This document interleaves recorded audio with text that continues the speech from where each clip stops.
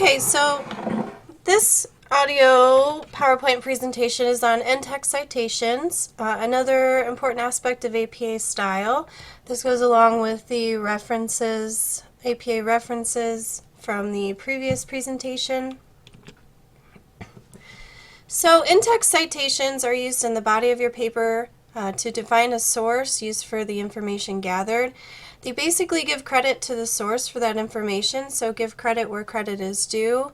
Provides evidence to back up ideas and perspectives. How you feel about things or how you're writing your paper, what you see, what your objectives are, can most definitely be backed up by hopefully some evidence that other authors feel that way.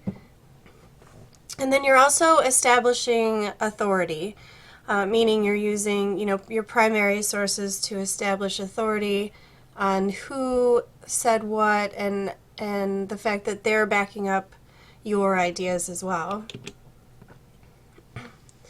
For the reader purposes, the reader locates the source within the reference section, right? So when you're citing in text and they look and see the author's last name and year, then they're going to go down to the reference section, find that reference, and then they are able to verify that information.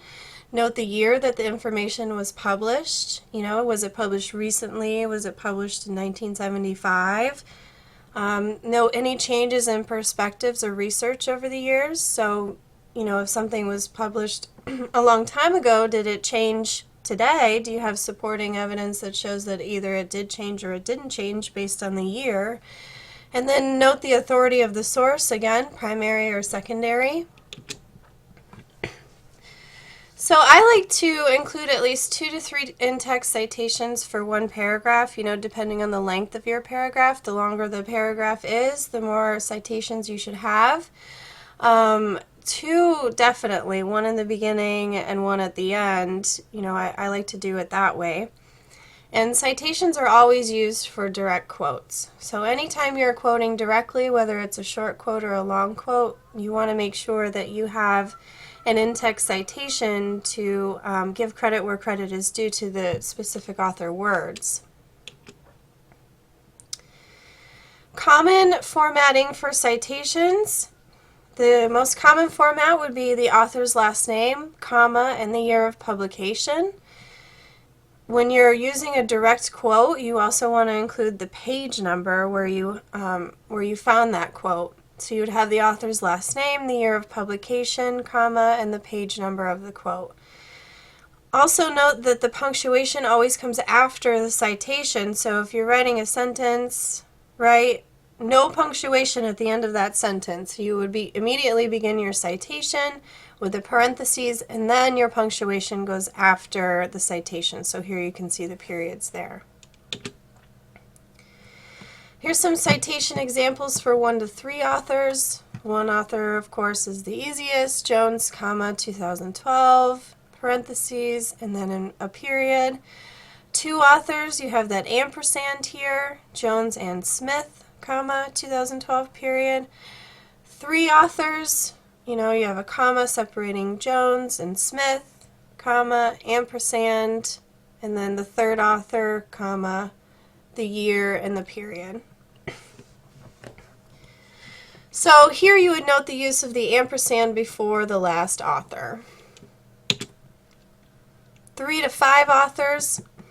This is a little bit different. In the first citation, list all the authors and the year. Here you can see there's an example of 5 authors, Jones, Smith, Casey, Kelly, and Grant, 2012. So then if you're going to use this source later on in your paper, you don't need to write all of this out again. You would just say Jones et al., period. Notice the period comes after all and not et. And then a comma, and then 2012. Close your parentheses and your punctuation, your period. 6 or more authors, so list only the first author's last name, then use et al. Again to demonstrate the 6 or more authors.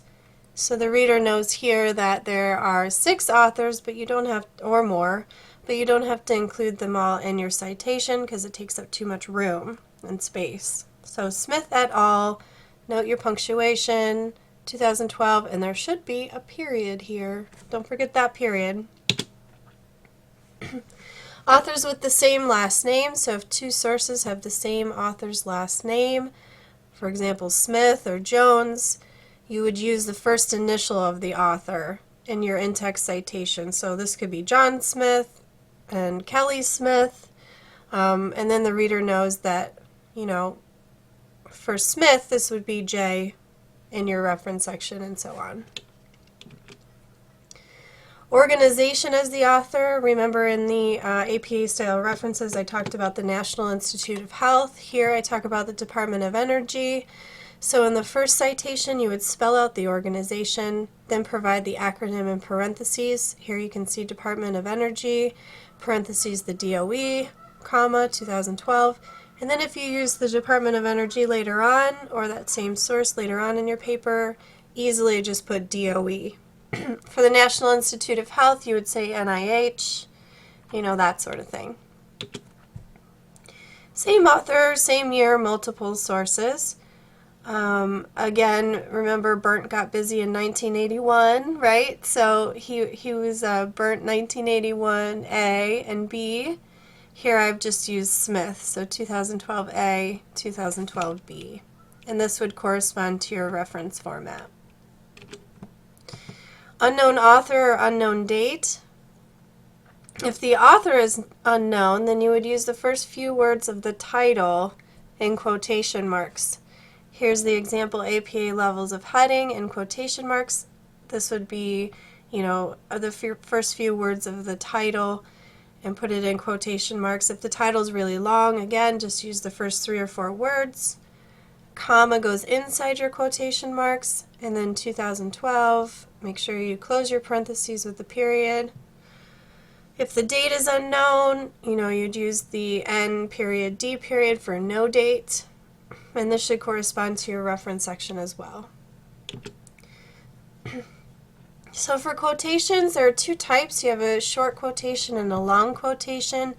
Here you can see a short quotation example. Direct quotations with less than 40 words. 40 words is considered a short quotation. You can do that by highlighting your quote and coming down here at the bottom and looking at how many words in Microsoft Word, how many words was in that quote. So for your in-text citation, you would have the author's last name, the year, and then the page number of the quote. Very, very, very important. And then that way the reader can go to the source, go directly to that page, and see where you pulled that quote from. Make sure you have P for page number, and then your period at the end, of course. If there isn't a page number, for example, if it's a website that you're getting this quote from, you would use the section title and the paragraph number. So here you can see Smith, 2012.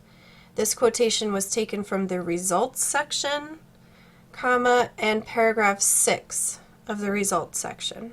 So here the reader would scroll down to the results section, count down to paragraph 6, and find that quotation there. Long quotations. So direct quotations with more than 40 words have a very unique format.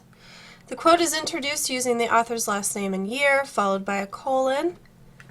So here you can see that Jones, 1998, as the year of publication. Study found the following, and you have your colon here. This should be part of the paragraph that you're writing in. Okay?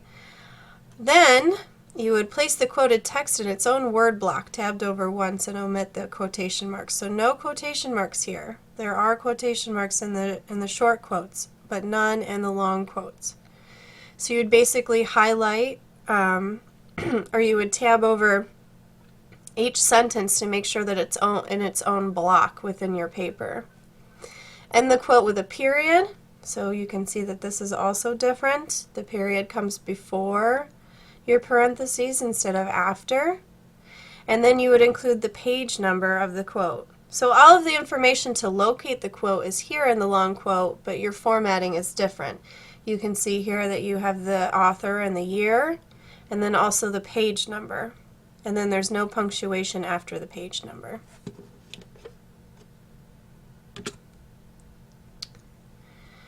For using more than one source for a single piece of information increases the strength of that information. It demonstrates that more than one source has the same conclusion. So if if you have multiple books that state the same thing, 2 + 2 = 4, you would have, if more sources say the same thing, you're going to increase the strength of the information that you're providing in this paper. So here's some examples. You want to separate the authors by a semicolon. So this tells the reader that there are 2 sources here that you're using, right? You have Smith, 2012, that's one source. Semicolon separates them. Jones and Kelly, 2012, that's another source, right? And your period would go right here.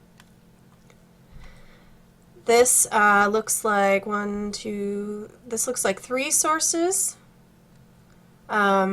Here you can see Rustin, Yari, and Casey, 2010, that's one source. Semicolon, Smith et al., 2012, that's another source.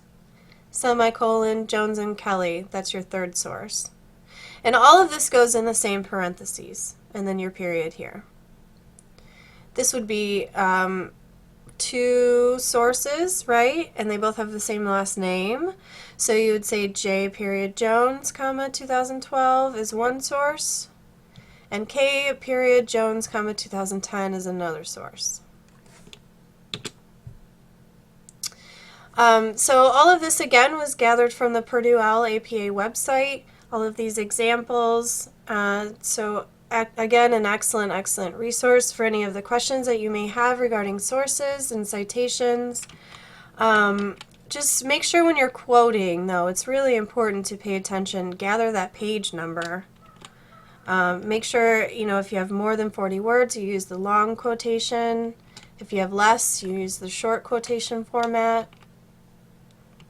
And I think that's it. Same last name. So pretty simple. Again, if you have any questions on In Text Citations, let me know. I'm more than happy to help you out with that. And I guess that's it. Thank you.